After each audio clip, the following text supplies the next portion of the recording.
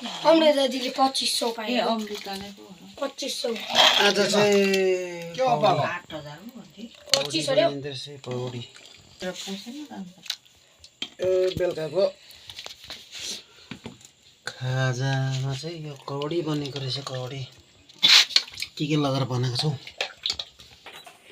यसको बस है त दिपम भयो बेस अत्रो हुन्छ हौ त्यसरी नबस्नु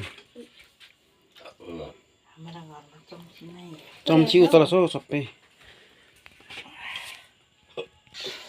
चम्ची सबैलाई पुग्छ हामीलाई चाहिँ थालमा यसो होला जस्तो खाइ माइलालाई टुप्पोबाट झरेको त्यो जेठालाई बिचबाट झरेको काम गर्दा गर्दा झर्किन अत्रो ढुङ्गा काटेँ बुझ्दैछु सुप लाइदिङ अलिक उयो छैन